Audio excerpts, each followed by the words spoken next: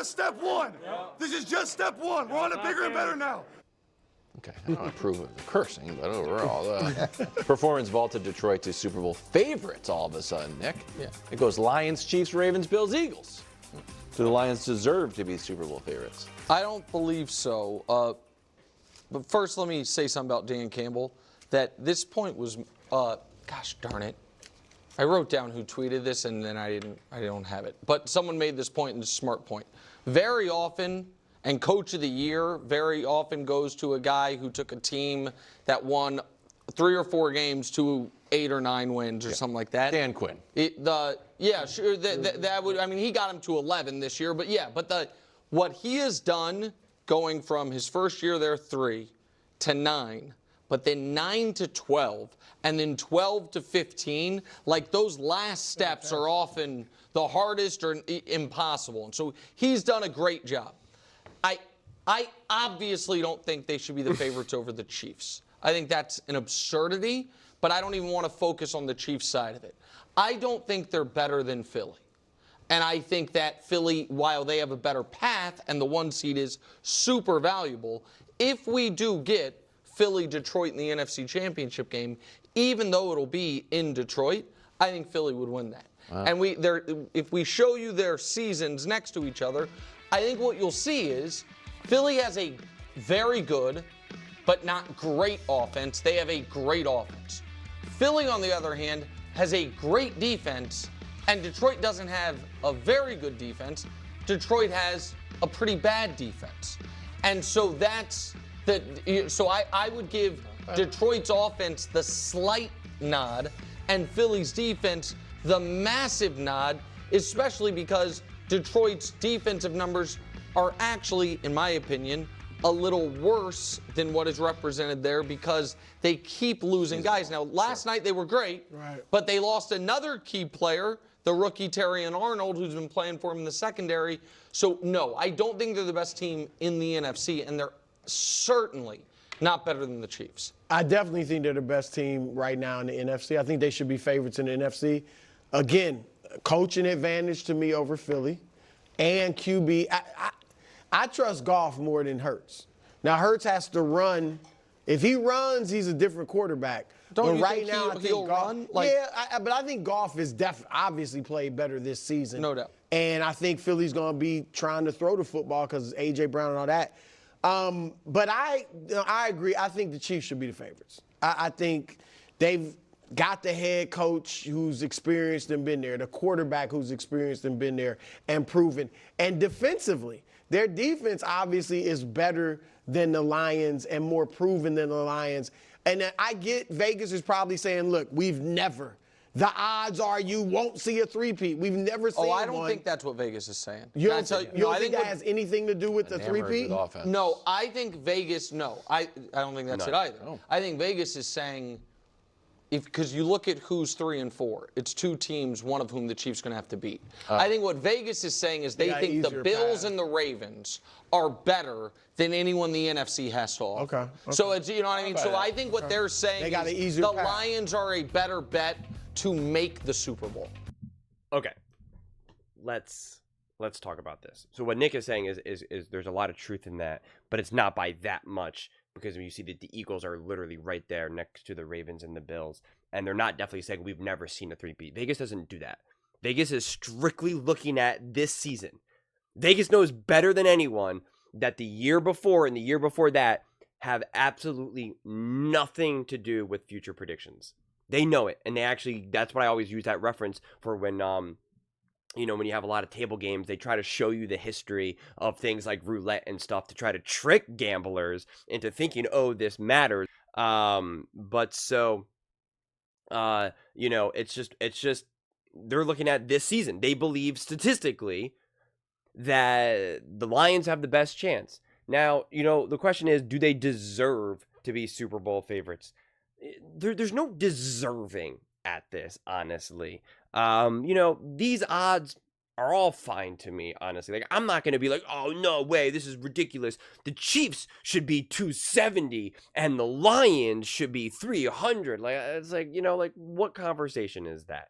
I I saw this question before I knew I was going to do this video. I did not do this. I did not watch this clip, but like I just saw it beforehand and I knew I was going to do it. But I went and ate and, you know, took a break and whatnot. And so I was kind of like thinking like, you know, what else is there to say about all of this, right? Like, am I going to make a whole video being like, of course the Lions deserve to be favored or this, that. And it's just like, you know, it's just, it all becomes repetitive to me. And unfortunately, we're at that time now where there's going to be a ton of repetitive content. And it's only going to happen more and more as less and less teams are there. I mean, I still remember last year leading into the Super Bowl. And, you know, you have 2 weeks to talk about only 2 teams.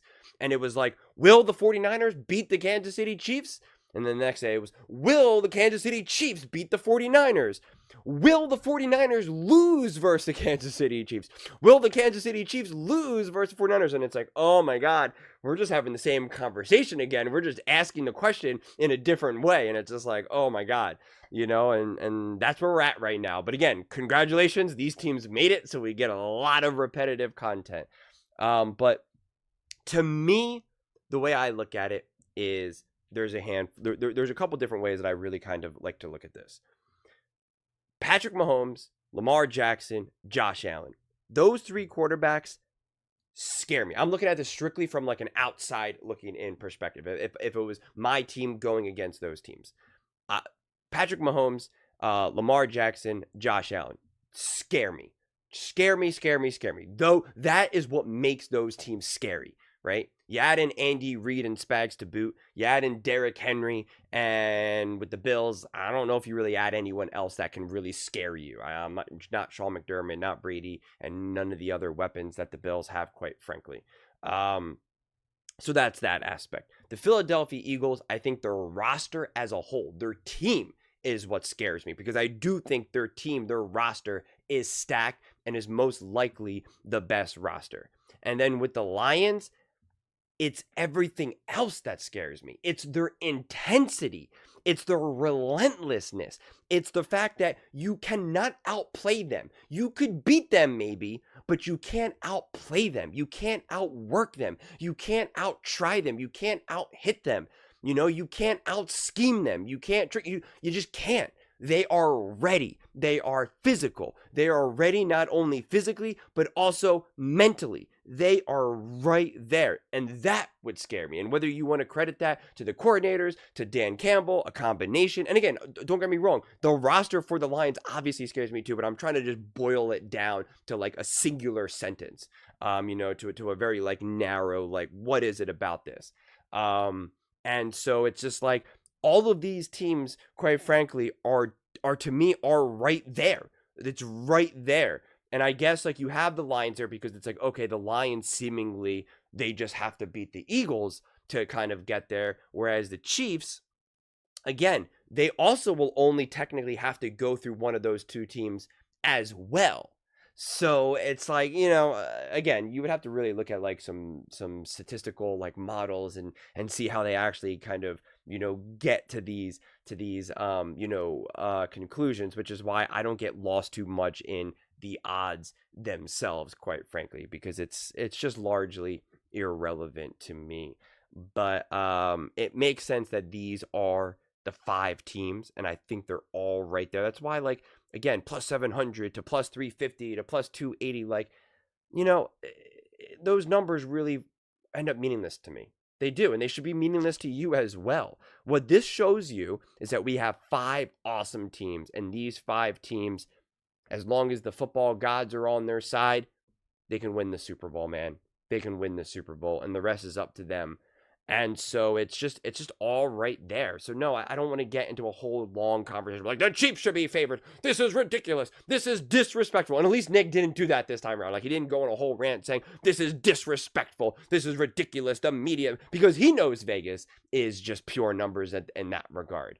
And you know, that's kind of how you get there. So, but it is interesting because I'm not so sure what I mean, I guess you could make the argument what the Lions did against the Vikings should boost them, because I think before that, right, the Chiefs were favored, and I'm not sure if the Lions were 2 or not. I don't really remember. But I guess maybe I didn't need convincing against for the Lions against the Vikings for them to now to be elevated in my eyes, these are the 5 teams that I think moving forward. Although I guess maybe I take that back. I guess after seeing the Lions play as convincingly as they did against the Vikings, I think, if I had, and these are made up numbers, an 80% confidence, I guess maybe after that game I'd have a 90% confidence, but my confidence was still obviously ridiculously high. So I guess I take that back a bit. And I think also having home field advantage throughout the playoffs, you could see how dominant and how loud that the fans were and how intense it was. It keeps the conditions controlled now for the Detroit Lions, which I think really helps them. I know they can win on the road. I know they can win in bad weather and all that, but this team is definitely built and set up to really also be dominant at home, to not have to worry about weather and rain and snow and coldness and this or that. It just really opens everything up for the Detroit Lions, and so I think that does bode well for them, of course. So yeah, I mean, honestly, I just look at these teams and I just get pumped. This is where when I look at all these teams, I am a little bit bummed and wish that this was more like basketball and that we get like best of 7 series, because it's like I want to see the Lions go back and forth with the Eagles. I want to see the Chiefs take on the Ravens. I want to see the Chiefs take on the Bills. I want to see the Bills take on the Ravens. Like, I want to see it all. I really genuinely do. But that's obviously not how football works. But yeah, I think this is definitely obviously pretty encouraging and pretty positive. And when you see the Lions winning 31-9, but then you see a box score like Jared Goff, 231 passing yards, 1 touchdown and 2 interceptions, it's pretty remarkable that they could still put up those points. Obviously Gibbs 170 and 4 touchdowns, so also very, very impressive. But yeah, I think there should be a tremendous amount of optimism and encouragement for the Detroit Lions. Whether or not that leads to them being the best odds to win the Super Bowl, again, I don't know how much fans really care about those odds necessarily, but there is, to a degree at least, some reality to it. It's not made up off of thoughts and dreams, and that's why when Bruce said, "Oh, they thinking that no one has ever three-peated," it's like, no, that's not how numbers work. That's not how this works. It's like if you flip the coin and you knew that you've already flipped it 100 times, and now you're trying to predict what will it be, heads or tails next time. Vegas is not like, well, for the last 100 flips, we see that it was 75% heads and 25% tails. Therefore, no, they know what the odds are on this coin flip. It remains the same no matter what, and that's how Vegas is tackling this as well. But those are just my thoughts. I'd absolutely love to hear yours. What do you guys all think about the Detroit Lions being favored to win the Super Bowl? Let me know in the comments below. I read every single comment, so whether you agree with me or disagree with me, either way, let's get in some discussions. Let's get in some fights. But ultimately, let's just have some fun. And please do consider subscribing. We are building an amazing community here, and I'd absolutely love to see you part of it. I want to build something that we all genuinely feel connected to, something that we're really excited to be part of. I think we're well on our way to doing it. And please don't forget to give this video a thumbs up, as it really does help with the visibility and the algorithm. Thank you so much, and see you next time.